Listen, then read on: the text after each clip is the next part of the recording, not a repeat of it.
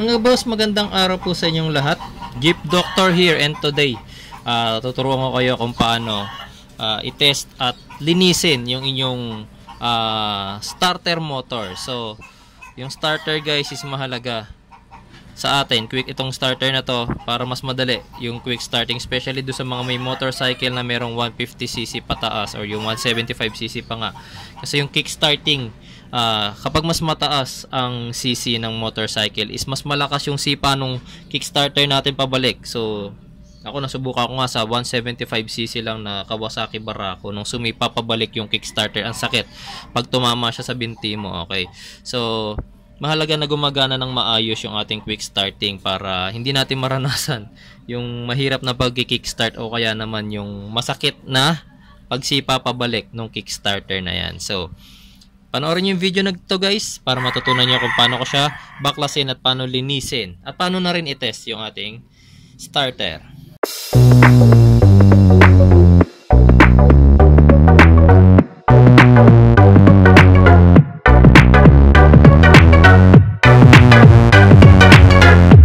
Okay, sa motorcycle natin, ito yung ating starter motor. So meron niya nag-iisang wire. So para matest yan guys, kakailanganin natin ng wire na kasing taba nitong nakakabit sa kanya ngayon. Although ako hindi na ako gumagamit ng wire, ang ginagamit ko is itong aking improvised or ginawa kong starter button rather. So dual clamp yan. Isang clamp, tatanggalin ko lang muna ito sa kanyang connection. Tapos itong isang terminal is dun. Isang clamp is doon sa terminal ng aking starter. Then yung other side naman, disregard nyo na lang yung kulay guys ha. Pero sa positive terminal yan ikay nakabit. Positive terminal ng battery. Ayan. So kayo, kapag yung wire na ikinabit nyo, yung ganito katabang wire, nilagay nyo na sa terminal ng starter. Tapos kapag idinikit nyo na doon sa positive terminal ng battery, gagana na kaagad ang starter na yan or matitrigger na agad gaya nito. Ayan. So, ako kasi, nilagyan ko pa siya ng switch or ng button. Kaya, gagana lang yan pag pinipindot ko ang switch na to. Pero sa inyo, kapag direktang wire nga ang kinabit nyo, once na maidikit nyo na yung positive terminal, yung wire doon sa positive terminal ng battery, gagana na kagad yung starter na yan. So, doon pa lang malalaman nyo kung working or hindi yung starter. So, kapag hindi na-trigger yung starter guys, maaaring sira na yan. O kaya naman, kailangan na ng linis. So, kapag kailangan na ng linis ng ating starter motor, madali lang naman baklasin yan guys.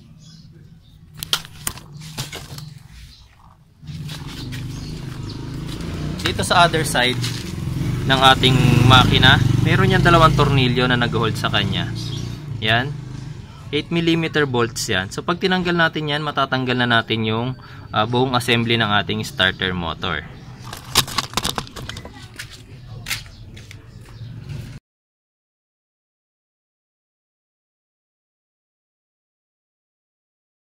So since natanggalan natin yung tornilyo sa kabila, kailangan lang natin tanggalin yung connection niya rito, yung wire. So ayan, huhugutin lang natin yan.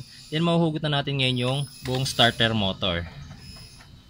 Ayan, yung ating buong starter motor.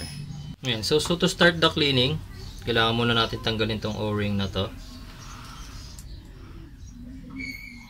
Ayan, tapos meron yan dalawang tornilyo, kabilaan. Phillips screw driver ang kailangan natin dyan, tapos luluwagan natin.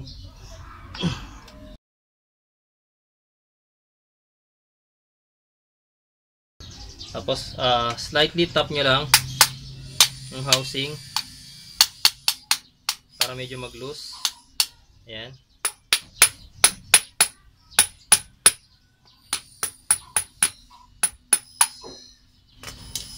Ayan. Okay.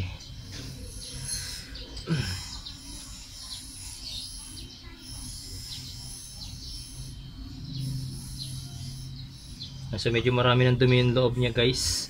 So yun yung kailangan natin malinisan. Ayan. Okay.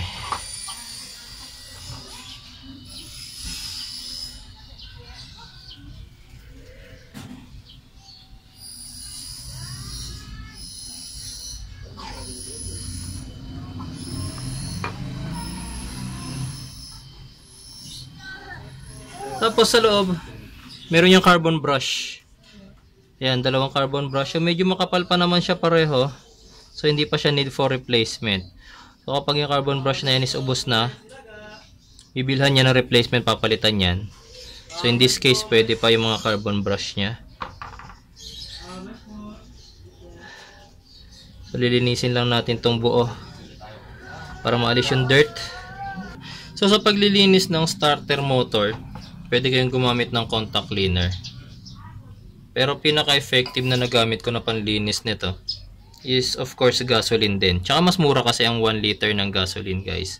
So almost 50 pesos lang ang 1 liter ng gasoline. Tapos malilinis yun na compare sa contact cleaner na ito sa latang to almost 200 mahigit din. So ayan.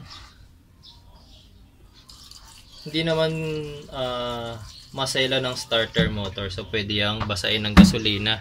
Lilinisin lang naman natin siya. Tapos gamit yung brush. Ayan yung brush. Pwede nyo linisin yung buong loob. Ayan, ang dumi. Ang dumi kaagad nung nilabas nitong pinaka-housing pa lang ng starter.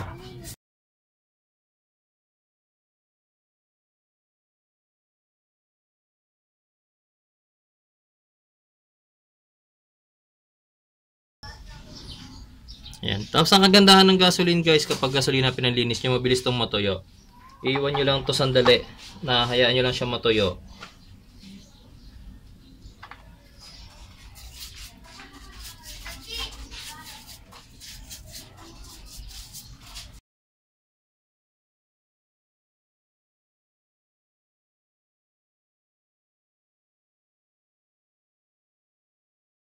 Tapos dito sa harap, guys, may oil seal yan. So pwede nyo nang tanggalin or palitan ng oil seal na yan kung gusto nyo. Pero kung hindi naman siya nagli-leak, wala naman kayo nakitang langis sa loob, pwede nyo pa yung i-reuse. Tapos kung may magtatanong bakit sinama ko siyang linisan, actually yung mga ganitong oil seal naman, guys, matitibay yan. Hindi yan basta-basta masisira nang nabasa lang siya ng gasolina. Masisira yan kung nababad siya sa gasolina, pero kung sa sandaling minuto lang naman siya nabasa ng gasolina, it wouldn't affect naman so much dun sa ating oil seal. Kaya hindi ko na rin siya tinanggal, kasi kapag tinanggal ko siya, mas may tendency masira na siya. So kailangan ko na siyang palitan right away. Yan. So ganun lang yung paglilinis. Pati yung mismong motor, guys, nililinisan ko na rin yan sa mismong gasolina.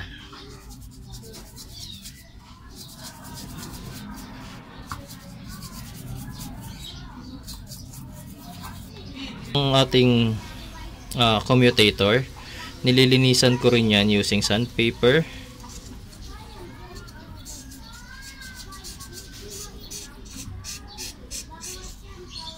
Yan. So dito kumakayod or may contact yung ating carbon brush. Yan.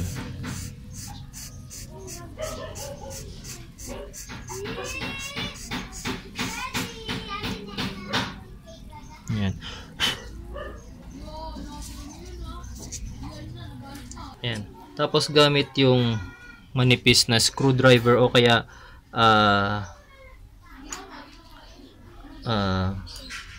blade, yung mga pagitan ng ating each segment ng commutator natin, tinatanggalan ko ng dumi yan. Ayan.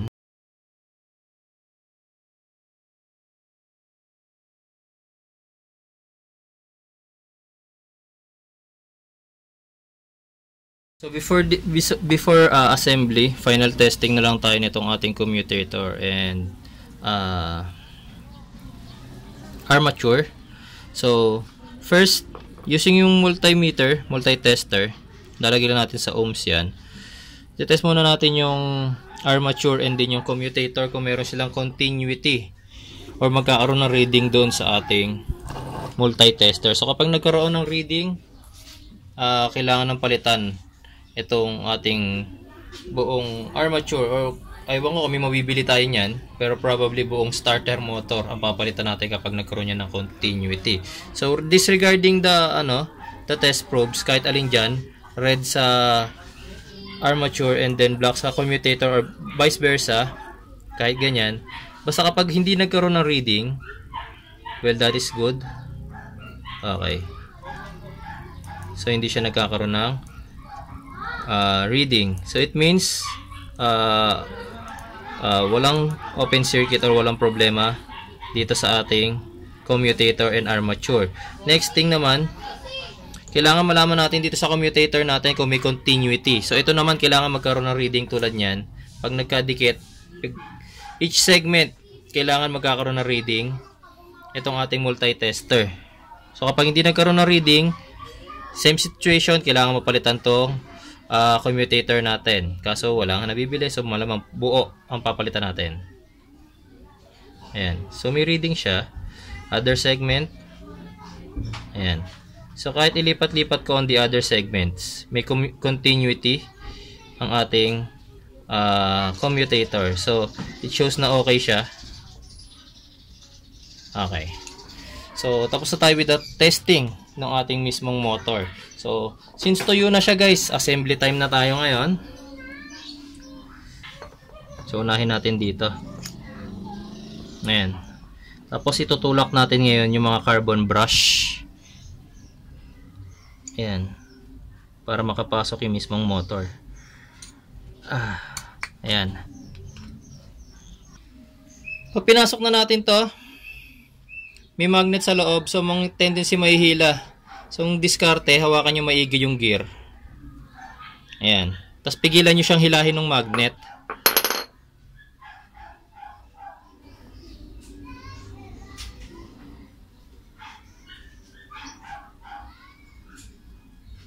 Ayan, pipigilan nyo siya mahila ng magnet. Ayan. Tapos, guys, itong part na to kailangan magka-align yung marking na yan. Huwag nyo mapagbabaliktad ng lagay kasi hindi yan papasok. Ayan. Pinipigilan yung paglapat nung housing. So, kailangan magka-align sila. Ayan. Tapos, yung screw na tinanggal natin.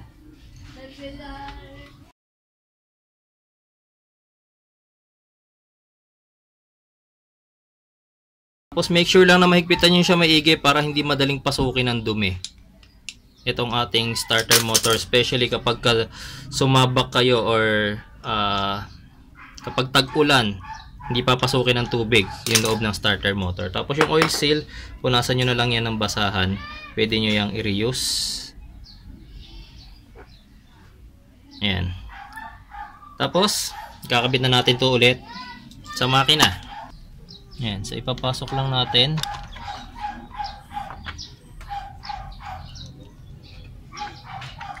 Ayan, so i-align lang natin siya. Ayan.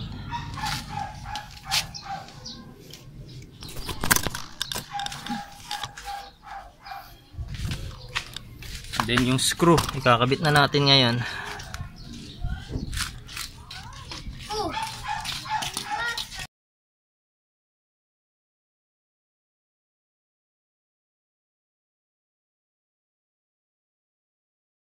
So last thing na lang, ikakabit na natin yung connector niya.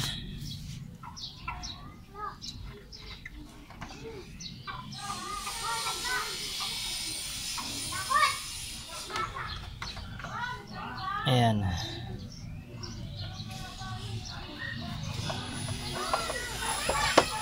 So testing time na tayo. On ko lang yung ignition switch. Ayan. Then, pag tingnan natin kung may maganda na yung response ng starter natin pag nag-trigger tayo. Yun. Quick starting. Kanina medyo hirap siyang umikot. Pag pinipindot ko, ang hirap pa niyang i-trigger. Pero ngayon, ayan. So, ang bilis na niya mag-start. Isa pa. Okay. So, ang bilis ngayon mag-respond ng starter natin after nating malinisan. So, ganun lang maglinis ng starter, guys. Napakasimple, pati yung pagtetest, pagbaklas and pagbuo. So I hope ngayong araw na to natutunan nyo kung paano yung paglilinis ng ating starter. And maraming salamat po sa panonood guys, and kita-kita po tayo sa susunod ko pong mga videos. Salamat po!